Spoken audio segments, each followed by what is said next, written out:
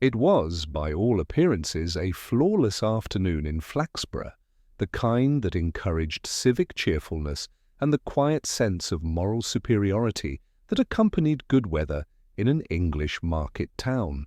The annual charity fete held on the vicarage lawn glowed with the subdued splendour of pastel bunting and overboiled tea. Mrs. Lucasta Broxholm, chairwoman of the Ladies' Improvement Circle, surveyed the scene with proprietary satisfaction. The raffle table gleamed with jam jars, bath salts, and a set of mismatched teaspoons presented as antiques. Beside her, Mrs. Amelia Pallithorpe, thin as a question mark and twice as cryptic, presided over the church jumble stall with a precision that made customers faintly nervous. 2 shillings for that? Really, Amelia? Asked Mrs. Broxholm, peering at an item that appeared to be both knitted and unidentifiable. It was 3 earlier, said Miss Pallithorpe, without looking up. But I dislike haggling. 2 ensures the right sort of buyer, her companion sniffed. Meaning the poor are to remain shabby? I should think they prefer that, replied Miss Pallithorpe. Clothing is a form of honesty, Mrs. Broxholm. One ought not disguise one's station. The exchange might have continued in this fashion, genteel, circular, and faintly venomous, had it not been interrupted by the arrival of a large cardboard box carried by the verger. Mr. Tudge, he looked rather as if he were delivering a body. From the late Mrs. Waverton's estate, he puffed. Her niece found it in a cupboard. Ah. More treasures, said Mrs. Broxholm, clapping her hands. Do put them here, Mr. Tudge. The box was deposited beside Miss Pallithorpe, who began extracting its contents with the brisk curiosity of an archaeologist. There were lace collars, an ivory hairbrush, a broken parasol, and then, with faint distaste, she drew out a small, velvet-covered case. This, she announced, appears to contain something unsuitable for public sale. Mrs. Broxholm, of course, leaned in. Oh? Jewellery or indecency? The case clicked open. Inside lay a gold watch, old, elegant, and monogrammed. The initials were faint but legible. H.G. Good heavens, murmured Mrs. Broxholm. That belonged to the late Harold Glaister, did it not? The chemist who drowned himself after that business with the prescriptions? Miss Pallithorpe's fingers tightened on the case. Indeed it did, she said softly. And now it turns up in Mrs. Waverton's box. Curious, curious, said Mrs. Broxholm with relish. Positively scandalous. Within an hour, the watch had disappeared. Whether it had been sold, stolen, or discreetly removed by someone overcome with nostalgia, no one could say. But by the time the raffle concluded and the vicar's wife announced a profit in excess of last year's gratifying total, Miss Pallithorpe herself had gone. At first, this caused only mild irritation. She was known for her temperamental exits, usually provoked by unorthodox bookkeeping or poor sponge cake. But when she failed to appear for Sunday service, and her front curtains remained drawn well into Monday, even Mrs. Broxholm began to feel the chill of unease. By Tuesday morning, the jumble stall scandal had ripened into something juicier. Mr. Love, proprietor of the Flaxborough Citizen, dispatched a junior reporter to sniff about Miss Pallithorpe's lodgings, while Constable Malley was instructed to make tactful inquiries. Inspector Purbright received the news at 11 o'clock, just as he was scraping butter on a particularly unyielding bun. "Gone missing, has she?" he murmured. That would explain the silence. Miss Pallithorpe was rarely quiet without purpose. Sergeant Love, no relation to the newspaperman, shifted uncomfortably. The vicar says she was last seen carrying a small case. Possibly travelling? Possibly, said Purbright, in the same tone one might reserve for improbable weather forecasts. Or possibly not. He folded his napkin with a kind of gentle resignation. Best have a word with the vicar and Mrs. Broxholm, if she's not otherwise engaged in improving something. As he reached for his hat, Purbright paused at the window. Outside, the town looked decorously calm, shop blinds half drawn, milk floats humming, pigeons unhurriedly digesting crumbs. Yet beneath that calm, something was shifting. a faint unease, the sort that travels through small towns like a draught under a church door. By evening, the jumble stall scandal had a new headline: "Missing Woman Last Seen with Mystery Watch." And somewhere in Flaxborough, someone who knew the truth was quietly hoping it would stay lost. By Wednesday morning, the disappearance of Miss Pallithorpe had ceased to be an absence and become, in the collective imagination of Flaxborough, a narrative.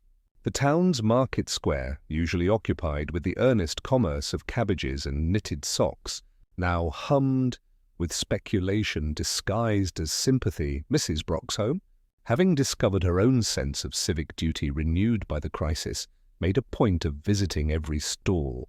"Terribly sad," she declared to a fishmonger who hadn't asked. "A lonely life, you know. Too much bookkeeping, not enough companionship." "Still," replied the fishmonger, scaling a haddock, "she weren't lonely when she came by last Thursday. Bought kippers. Said she was expecting company." Mrs. Broxholm's eyebrows rose to the level of moral indignation. "Company? At her house?" "So she said," the man shrugged. "Didn't say who." By noon, this small remark had grown into a social epidemic. By tea-time, half the town had decided that Miss Pallithorpe's company was a gentleman, most likely of unwholesome character. And by evening, the remaining half was fairly sure he had done away with her. Inspector Purbright, meanwhile, preferred quieter company: the vicar, a worn but well-meaning man whose faith in Providence was rivaled only by his faith in good manners. They sat in the vicarage study, the faint smell of lavender polish battling with a more ecclesiastical damp. "She was devoted to the church," the vicar said mournfully. "In her way." "In her way?" Purbright repeated, his eyes mildly amused. The vicar hesitated. "Firm, shall we say, in matters of collection counting. Sometimes too firm. She kept her own record books, quite apart from the parish accounts." "Ah," murmured Purbright, "an alternate gospel." The vicar smiled despite himself. "Something of the sort." He passed across a small notebook, the cover scuffed, the pages dense with Miss Pallithorpe's precise hand. Amidst her lists of donations and expenditures, one line had been neatly blotted out. Purbright examined it in silence. The ink was heavy enough to conceal the name, but not the indentation beneath. Someone had pressed hard while writing it, too hard to erase entirely. He closed the book. "Thank you, Reverend." "Might I borrow this?" "Of course. Though I'd rather not have it generally known that we're missing funds." Purbright rose, putting on his hat. "Missing funds rarely stay quiet for long, I'm afraid." Back in the police station, Sergeant Love awaited him with news that was, in its way, more interesting than helpful. "So the chemist's assistant came by. Said the watch, the one in the paper, might have been brought in for repair years ago, by Miss Pallithorpe herself." Purbright regarded him thoughtfully. "Indeed. Perhaps sentiment is more dangerous than theft, Sergeant." Love frowned. "You think she stole it?" "I think she cherished it," said Purbright. Which is often worse." He went to the window. Outside, the market was thinning, but voices still carried. A butcher's boy shouted the day's offers. A baker's wife retold the morning's rumour with embellishments of her own. Flaxborough's gossip, Purbright reflected, had the persistence of ivy, clinging to whatever surface it found. Later that evening, as the lamps flickered on across the square, a single light burned in Miss Pallithorpe's house. The constable sent to check found the door locked, the curtains drawn, and, through a thin gap, what looked like movement, or perhaps merely reflection. Purbright, informed of this, made no haste. "Let's not alarm the good people further," he said quietly. "If she is inside, she won't thank us for an audience." "If she isn't—" He paused, adjusting his hat. "And someone else has a key." Outside, the market square emptied at last, its chatter fading to whispers. The town settled into its evening routine: kettle whistles, wireless music, the small contentments of normal life. Yet beneath it all lingered that new uncertainty. A murmur, that would not quite die, suggesting that respectability, once disturbed, seldom returned unchanged.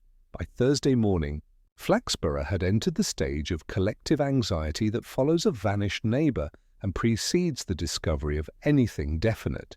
It was the town's favourite condition, worry decently expressed with biscuits. The Ladies' Improvement Circle convened an emergency tea at Mrs. Broxholm's home, which smelled faintly of talcum powder and disapproval. The subject, naturally, was Miss Palathorpe. She wasn't the sort to go gallivanting, declared Mrs. Broxholm, stirring her tea with missionary purpose. If she travelled, she would have left instructions or at least an itinerary. Mrs. Pocklington-Smith, who considered herself an authority on feminine unpredictability, disagreed. Nonsense. These solitary women have a streak in them, like gas leaks. Harmless for years, then suddenly, boom! The small explosion of laughter was cut short when Mrs. Bream, the vicar's wife, spoke softly. The Reverend found a note from her, actually. Only a few lines.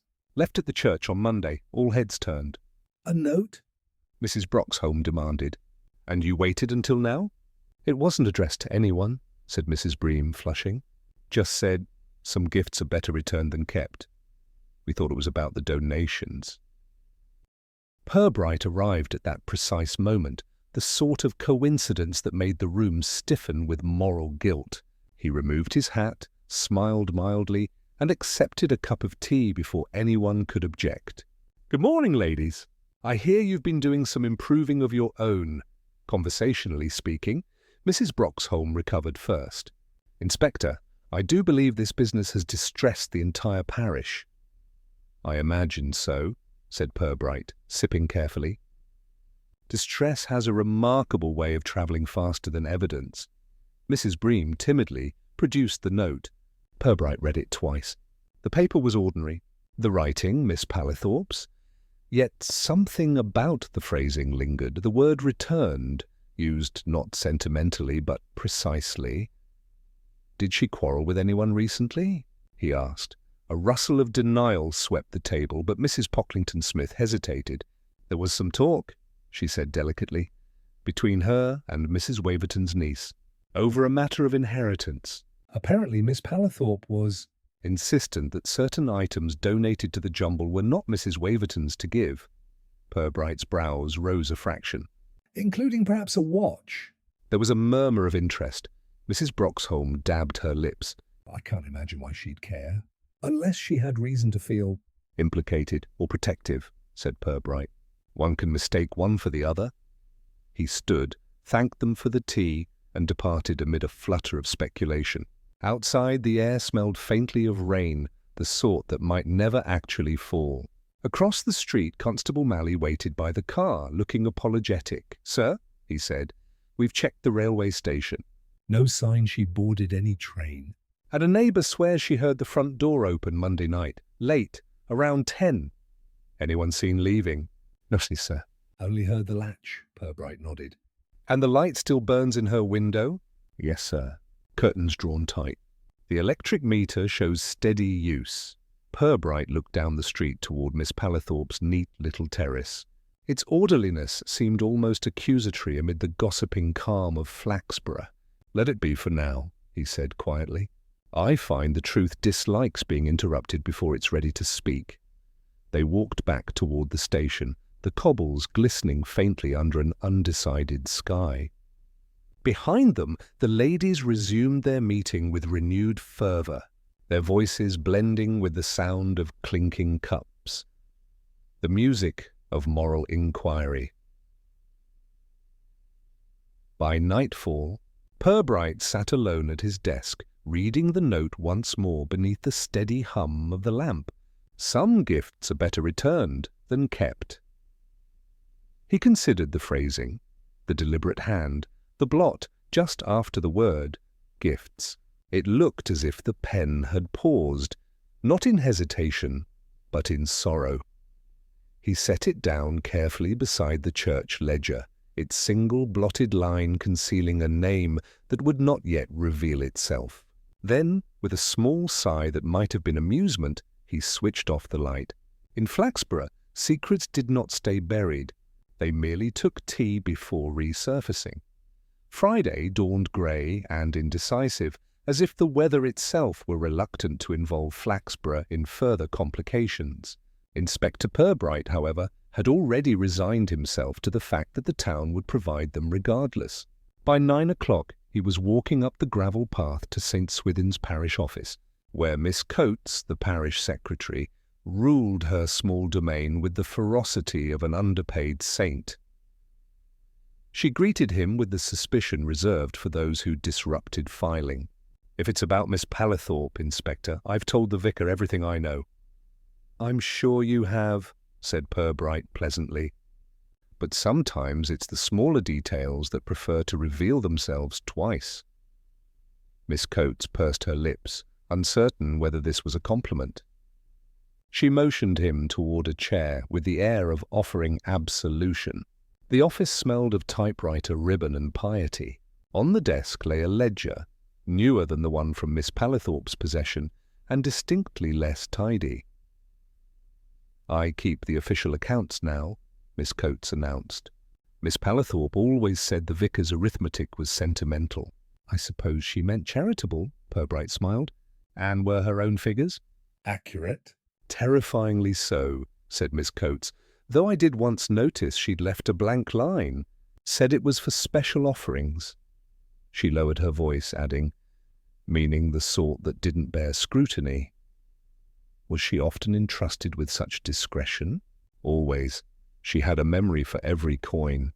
If there was a missing farthing, she'd know who pocketed it in 1958 and why. Miss Coates's tone held a mixture of awe and resentment. "Of course, she didn't share everything with me." Purbright regarded her mildly. "No?" she hesitated. "Well, there was one thing. A small parcel she kept in her drawer here. Said it was for safekeeping, church property. After she disappeared, I thought it best not to open it." "An admirable instinct," said Purbright. "Might I, being less admirable, take a look?" After a pause that suggested both fear and relief, Miss Coates unlocked a drawer and handed him a brown paper parcel bound with faded ribbon. Inside lay a folded document and a small photograph, its corners worn soft.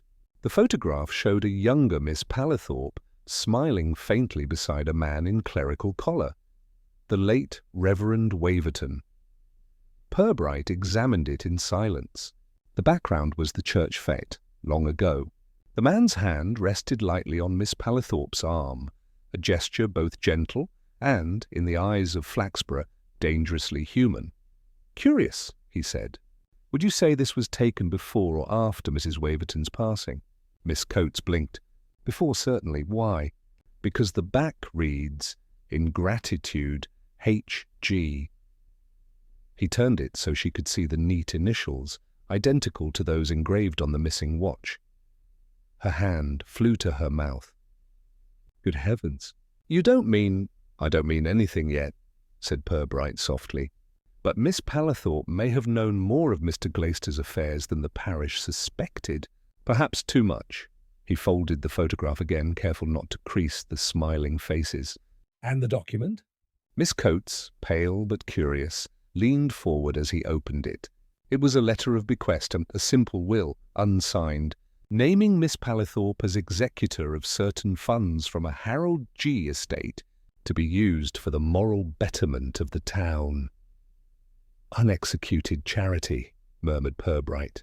"How very Flaxborough." He thanked Miss Coates and left her clutching her tea as though it might ward off scandal. Outside, the sky had decided reluctantly to rain. Purbright walked the short distance to the churchyard, where puddles formed over the names of parishioners long past their interest in earthly secrets. Standing under the dripping yew, he looked again at the photograph. In gratitude, H.G., the initials that tied a dead chemist, a missing spinster, and a jumble stall donation together like a string of unacknowledged sins. He pocketed it carefully. The case was no longer about a disappearance, he thought, but about remembrance, the sort people preferred not to admit having, and in Flaxborough that was nearly as dangerous as guilt itself. By Saturday morning, Flaxborough had made up its mind. Miss Palathorpe, so long the quiet accountant of morality, was now a fallen figure of speculation. The Citizen printed a discreetly scandalous piece under the headline, "Church Worker Linked to Late Chemist's Estate." It was enough to set tongues wagging through breakfast, luncheon, and tea. Even the milkman, whose usual conversational range extended only to the weather and his bicycle, was heard remarking that you never could tell with them religious types. Inspector Purbright read the article over his toast and smiled faintly. The town had done what it always did, built its own solution before he'd finished gathering clues. Still, he could not entirely blame them. In Flaxborough, moral rectitude was a fragile thing, often mistaken for virtue only because it was loudly maintained. By mid-morning, the police station received a call from Councillor Harbertle, who combined a passion for civic order with an incurable flair for melodrama. "Purbright," he said, his voice trembling with importance. "This affair is damaging to the borough's good name. The public must be reassured." "I recommend you make an arrest." "On what grounds, Councillor?" "Suspicion, naturally. The woman's disappearance, the missing watch, the church funds, all quite enough for the newspapers, if not the law." Purbright thanked him gravely for his advice, promised to reassure the public, and hung up. Then, after a moment's reflection, he instructed Sergeant Love to fetch the groundskeeper, Blenkinsop.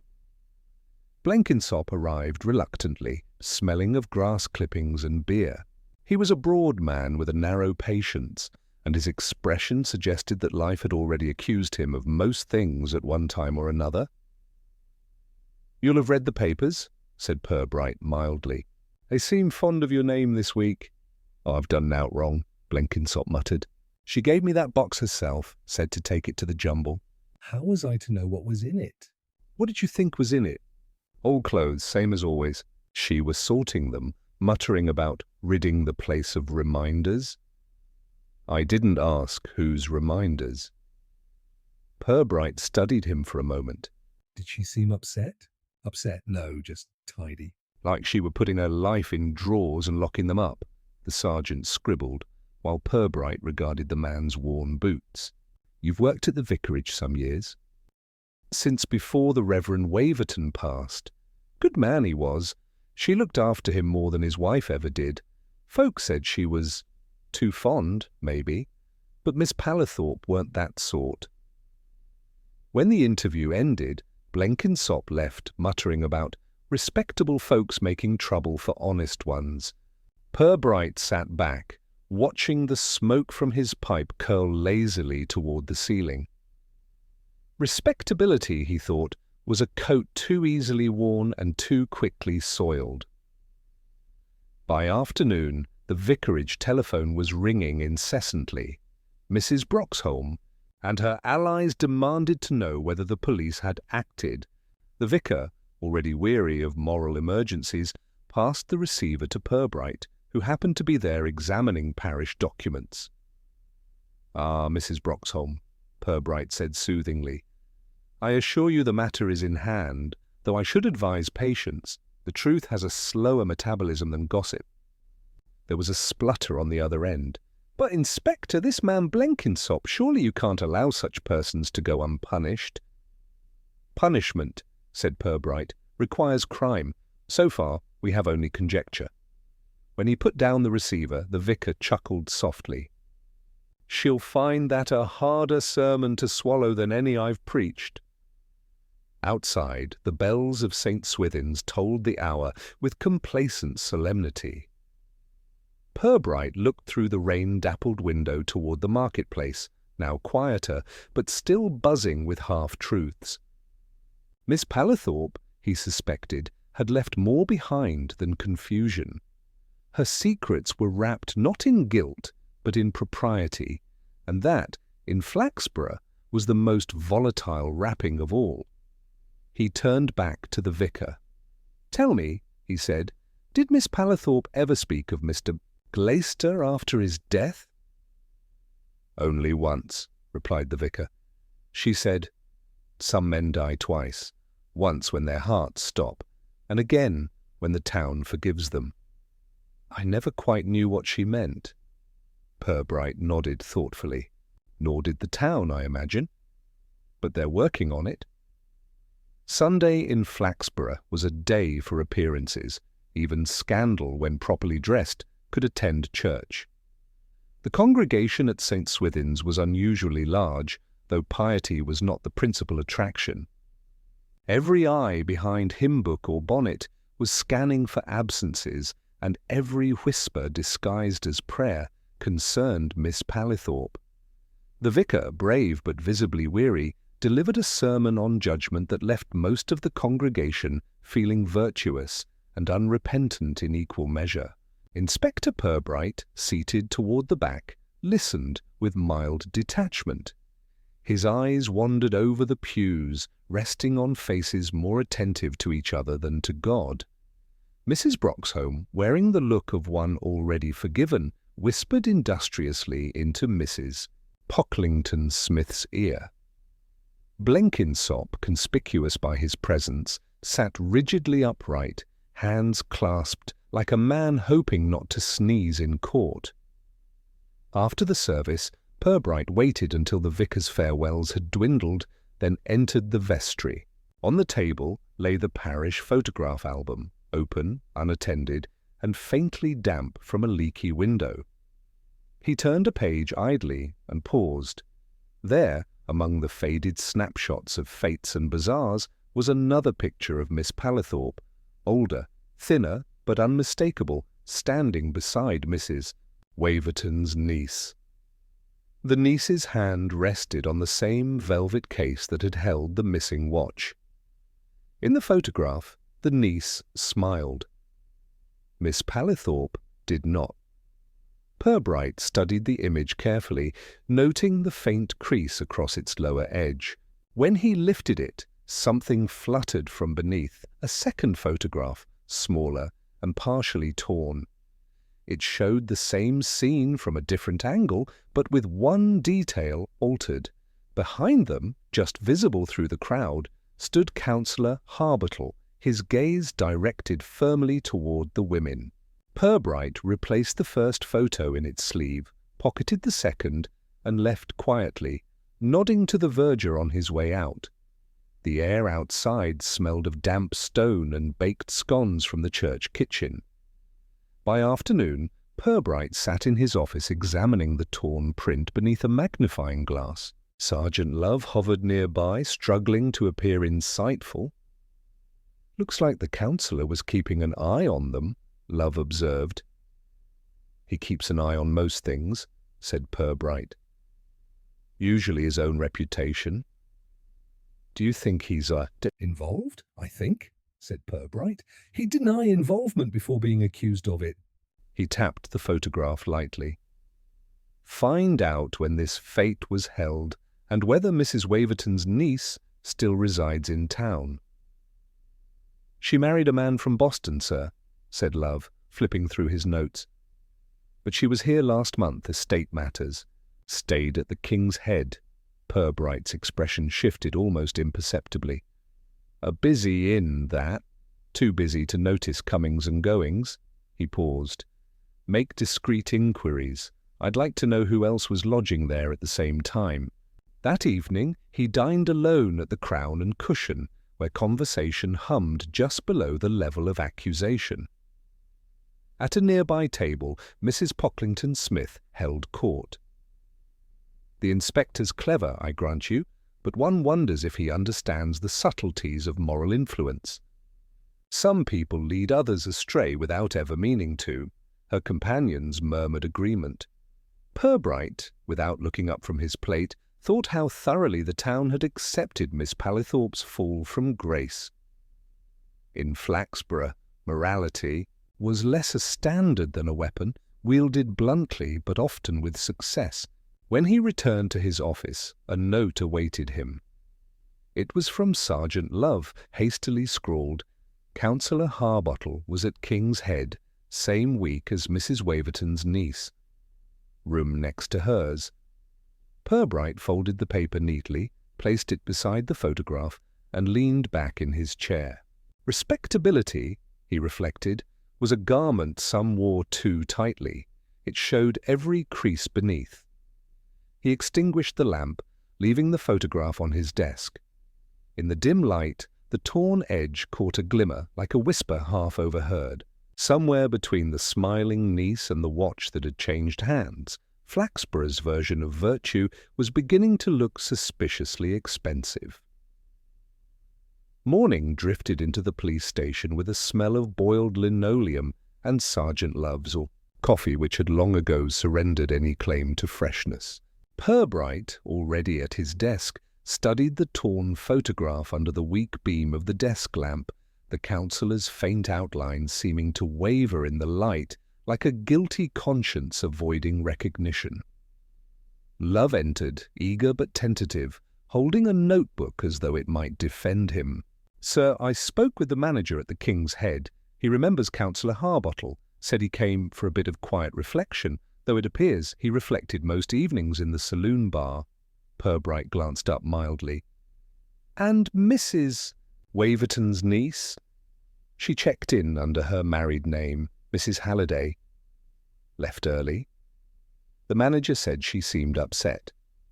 "Asked that her bill be sent to her solicitor, not her home." "That's never a sign of serenity," murmured Purbright. Did the manager recall whether the counsellor and Mrs. Halliday conversed? Not directly, but one of the maids said she saw them in the garden once, evening time. Looked like a serious talk, no smiles. Purbright's pen made a slow circle on the notepad before him. "And no one overheard?" "No, sir. She said they stopped talking the moment she came near, just silence." Purbright nodded. "A second silence," he said quietly, "can often speak more loudly than the first." That afternoon, Flaxborough wore its usual weekday bustle, gossip disguised as errands stretched into alibis. Purbright and Love made their way to the council offices, where Harbottle was presiding over a meeting concerning civic improvements. His face, florid and cheerfully untroubled, suggested a man confident in both his virtue and the ignorance of others. When the meeting dispersed, Purbright approached with a courteous bow. "Councillor, a brief word, if I may, concerning your stay at the King's Head." Harbottle blinked, the practised innocence of a man who had long since rehearsed being surprised. "Yes, perfectly ordinary visit. Needed a few days away from telephone calls and my dear wife's enthusiasm for the wireless." "I see. Did you by chance encounter a Mrs. Halliday during your stay?" The counsellor hesitated for a fraction too long, then smiled. "The name rings a faint bell. One meets many people, Inspector. Difficult to recall them all." "Of course," said Purbright, "though memory tends to favour those who are particularly distressed." "Distressed?" "According to the hotel staff, Mrs. Halliday left abruptly after a conversation in the garden. It seems she had received some unfortunate news." Harbottle shifted. "I can't say I remember any such thing. Besides, surely the private matters of a lady, it become less private," Purbright interjected gently, "when they coincide with a disappearance and a theft." The counsellor's expression closed like a shutter. "If you're implying—" "Nothing yet," Purbright replied. "I merely gather threads. One likes to see what they lead to before tugging." Later, in the quiet of his office, Purbright sat with the day's notes spread before him. The photograph lay to one side, its torn edge faintly curling. Love, standing by the window, watched the town's lamps flicker to life. "Sir," he ventured, "what do you make of it all?" Purbright folded his hands. "Two women, one counsellor, and a watch worth less in money than in meaning. People don't quarrel over trinkets. They quarrel over what they represent. Respectability, or the illusion of it." The telephone rang, startlingly loud. Love snatched it up, then handed it to Purbright with a look of uncertainty. A woman's voice came faintly over the line, measured, low and tremulous. Inspector Purbright? You don't know me, but you should. I was the one who took that photograph. Purbright straightened slightly. Then you must be Mrs. Halliday. A pause.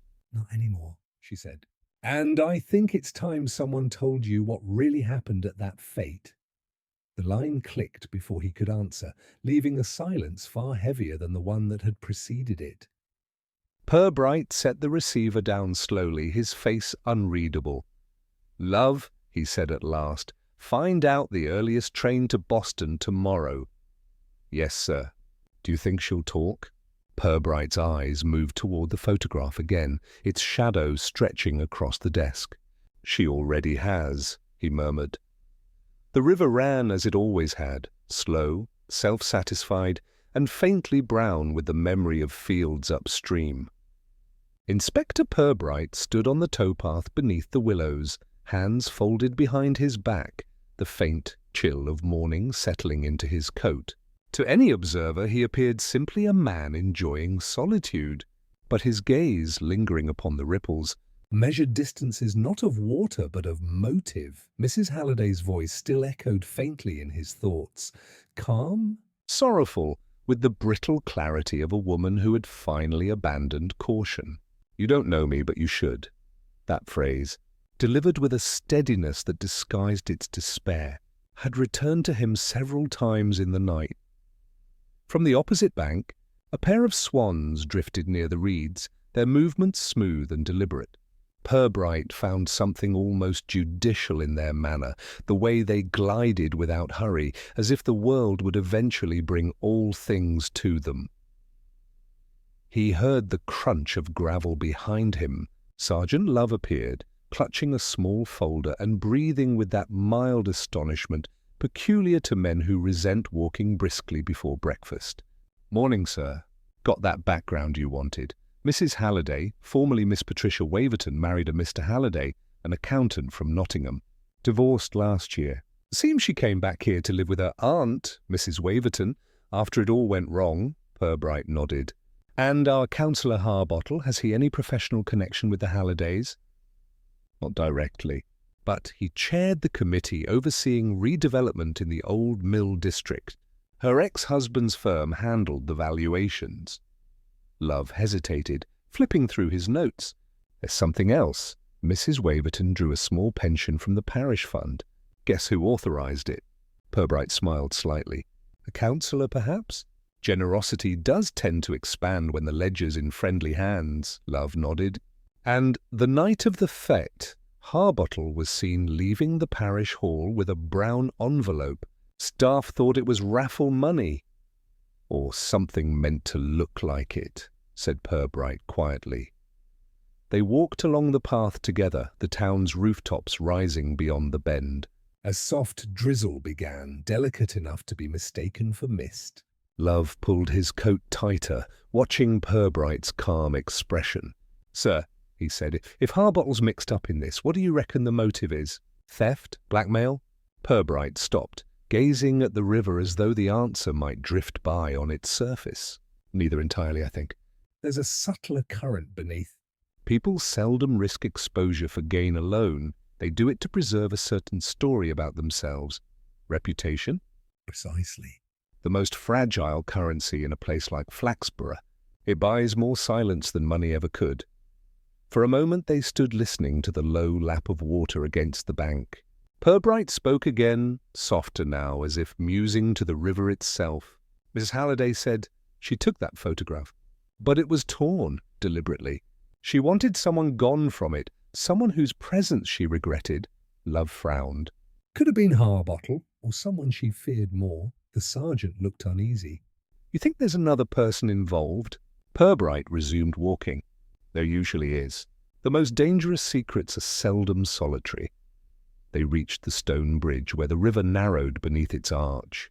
Purbright paused once more, resting a hand on the damp railing.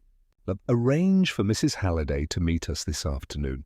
Not at the station, somewhere quieter. Perhaps the library reading room. Right you are. She'll be nervous, I expect." "Yes," Purbright said thoughtfully. "Nervous people often remember the truth better than the brave ones." As Love turned to leave, Purbright lingered, watching a leaf caught in the slow whirl of the current. It spun gently, caught between progress and return, until the water released it with a sigh. He drew a deep breath, the scent of riverweed and rain mixing faintly in the air. Flaxborough's chimneys began to smoke in the distance. Another day of commerce, chatter, and cautious morality was underway. Yet somewhere within those well-ordered lives, a story had started to fray, one stitched too tightly to conceal the human hands beneath. Purbright adjusted his hat, his eyes narrowing slightly with resolve. A second silence, he murmured again, half to himself. And now, perhaps, a third. The library reading room had about it the air of a place that had long ago resigned itself to silence, tolerating human intrusion only out of habit. Dust hung in mild suspension above rows of county histories, their bindings faded to the same respectable brown. At a corner table, beneath the benevolent gaze of a portrait labelled Alderman Spinks, 1894, Inspector Purbright arranged 3 chairs and a pot of weak tea, as though hosting a genteel tribunal. Mrs. Halliday arrived punctually but not confidently. Her coat, too heavy for the mild afternoon, suggested both caution and the need for concealment. She hesitated at the door, taking in the emptiness of the room before stepping forward.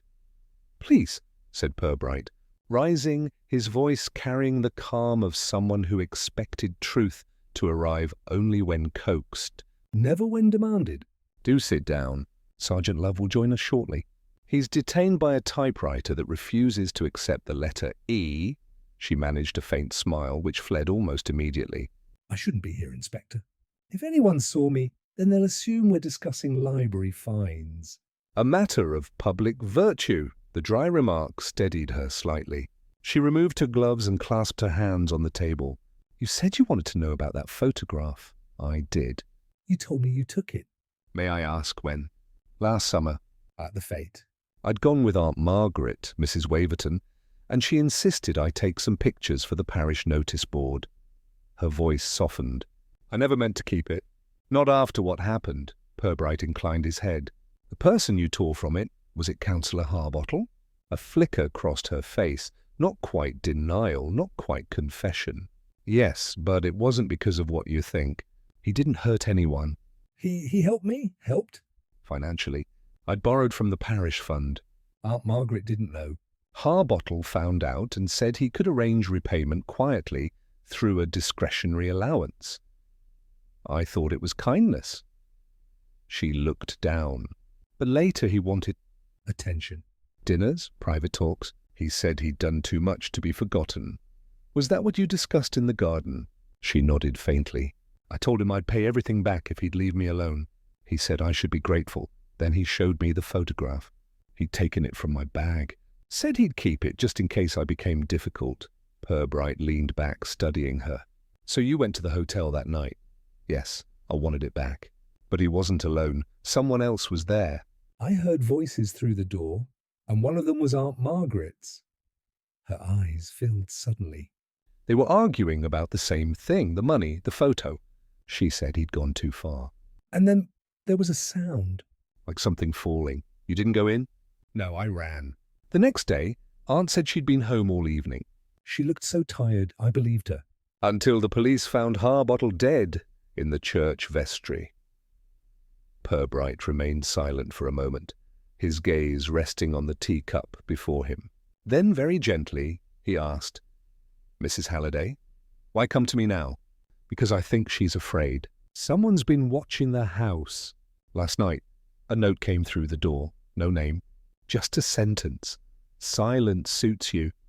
Before Purbright could respond, the door opened and Sergeant Love entered, carrying a file and his habitual look of earnest apology. "Sorry, sir. Took longer than expected." "Not at all, Love. You've arrived just in time." Purbright turned back to Mrs. Halliday. "You've been most helpful. I'd like you to stay somewhere safe tonight." "We'll arrange it." She rose shakily. "Do you think Aunt Margaret—" "I think," said Purbright softly, "that people often lie most convincingly when protecting someone they love, or fear, After she had gone, Love frowned. Do you believe her? Yes, at least about her fear. Purbright tapped the edge of the file. We'd been assuming Harbottle's death was about corruption or blackmail, but perhaps it was simpler. A quarrel that threatened to unmask two pretenses at once. Love hesitated. Sir, you mean Mrs. Waverton? Purbright's expression was mild. We'll invite her to tea tomorrow. Nothing official, just conversation. Love smiled faintly. You do like your tea traps, sir. They work, said Purbright. People seldom lie well when the milk curdles first.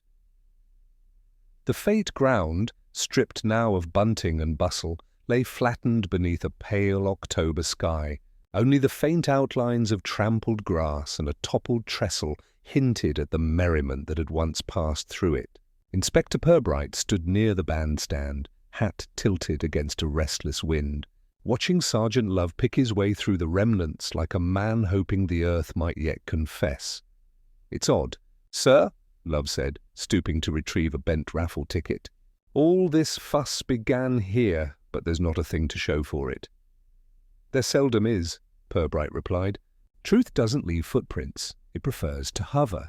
Waiting for someone patient enough to notice the direction of its drift, he moved toward the edge of the field, where the grass grew longer and the ground dipped slightly toward a line of trees. It was here, according to Mrs. Halliday, that she took the photograph. Harbottle, Mrs. Waverton, and herself, standing by the cake stall. Love nodded. And one figure torn out. Still can't be sure who. Purbright smiled faintly.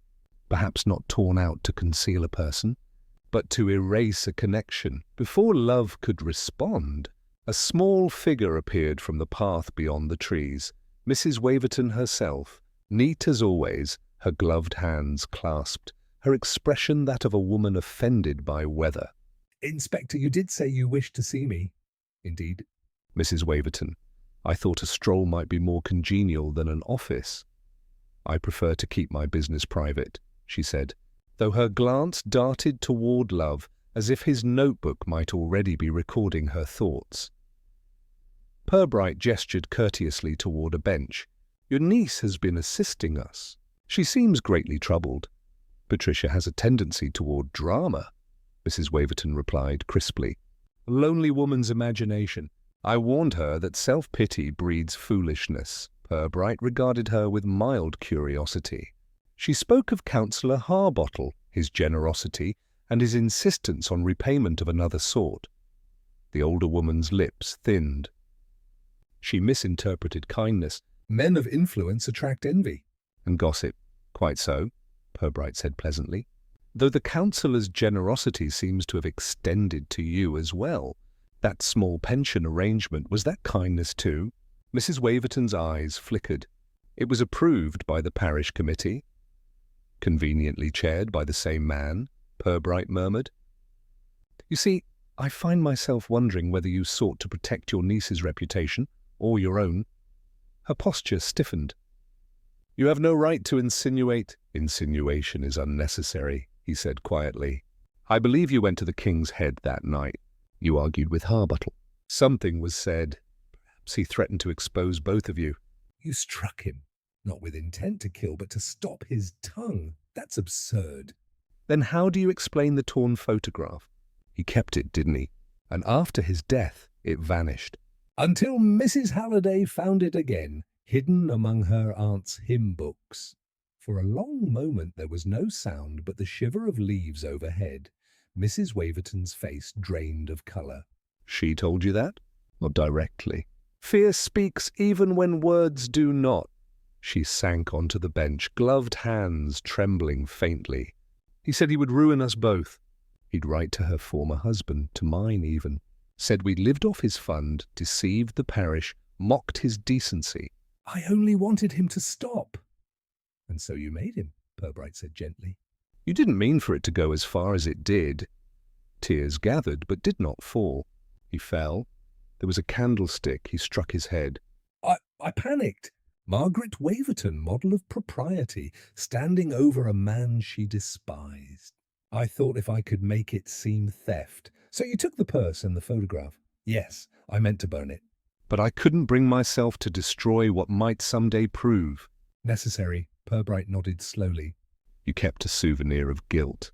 That, Mrs. Waverton, is a very human failing. Love shifted awkwardly, glancing at his notes. Do we, bring her in, sir? Purbright turned his gaze to the distant river, visible beyond the hedgerow. In a moment. Let her sit. She's been standing guard over her conscience for a year. Another 5 minutes won't change much. Mrs. Waverton looked up then, her voice a whisper. Patricia, does she know? She suspects, Purbright said softly. But I imagine she will choose silence. Sometimes mercy is simply the absence of curiosity.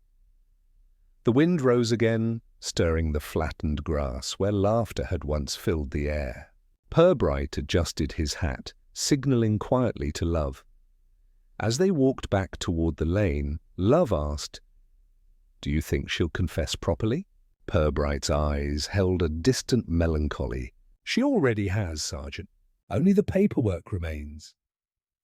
Flaxborough resumed its calm the way an old cat settles back upon its cushion after a brief, disapproving pause. By the following week, conversation had begun to forget Mrs. Waverton's arrest. The market women spoke of it in murmurs at first, then with the polite detachment reserved for distant misfortunes. The church bells still rang on Sundays, the council convened over minor grievances, and the river resumed its unhurried course past the gasworks. In the police station, Inspector Purbright sat at his desk, pen poised above a half-finished report. The morning light slanted through the grimy window, picking out the slow drift of dust above the files. Sergeant Love entered quietly, holding 2 cups of tea with the reverence due to fragile evidence. "She's being taken to Lincoln this afternoon," Love said. Didn't say much. Just asked that her niece not be told until tomorrow. Purbright nodded. Kind of her. The young woman has suffered enough, and explanations seldom improve with haste. Love hesitated. Funny thing, though. People keep saying what a shock it was. But you could almost see it coming once you knew where to look. That, said Purbright mildly, is the curse of enlightenment.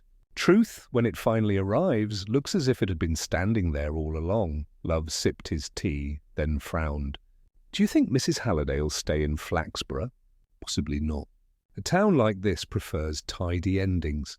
She'd forever be the niece of a scandal. He leaned back, gazing at the faded calendar on the wall.